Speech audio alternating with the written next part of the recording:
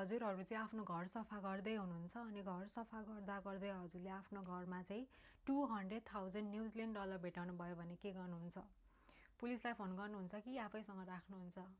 आज चाहिँ क्राइस्टचर्चमा एकजना कपालहरूले चाहिँ आफ्नो घर सफा गर्दा गर्दा चाहिँ सिलिङमा चाहिँ 200,000 न्युजिल्यान्ड डलर क्यास भेटाएका छन्। त्यो पैसा चाहिँ प्लास्टिकमा बेरेर इन्सुलेसनभित्र लुकाइएको थियो र कपालले चाहिँ त्यो पैसा देख्ने बित्तिकै तुरुन्तै पुलिसलाई फोन गरेर चाहिँ यो पैसा कहाँबाट आयो थाहा छैन र यो चाहिँ डेन्जर पनि हुनसक्छ र यो चाहिँ कुनै क्राइमसँग जोडिएको हुनसक्छ, पछि फ्युचरमा प्रब्लम आउन सक्छ भनेर चाहिँ उनीहरूले पुलिसलाई रिपोर्ट गरेका छन् र पुलिसले चाहिँ यो पैसा जफत गरेका छन् र पुलिसहरूले भनेका छन् यो पैसा चाहिँ लाइकली क्राइमबाट आएको हो र मोस्टली चाहिँ ड्रग्सको पैसा हो भनेर भनेका छन्। ल अनुसार चाहिँ यो पैसा सरकारको हुन्छ, तर यसमा ट्विस्ट के छ भने चाहिँ कपालहरू चाहिँ हाई कोर्टमा पैसा फिर्ता पाऊँ भनेर लडिरहेका छन् र लयरले चाहिँ के भनेको छ भने हामी इनोसेन्ट फाइन्डर हौ र हामीले रिपोर्ट गरेर सही काम गरेको छौँ र यदि यस्तो पैसा पनि सरकारले लिएर जान्छ भने चाहिँ पछि फ्युचरमा मानिसहरूले रिपोर्ट गर्न डराउनेछन् भनिएको छ र कोर्टमा चाहिँ हियरिङ भइसकेको छ तर जजले फाइनल डिसिजन दिएको छैन। हजुरहरूलाई के लाग्छ,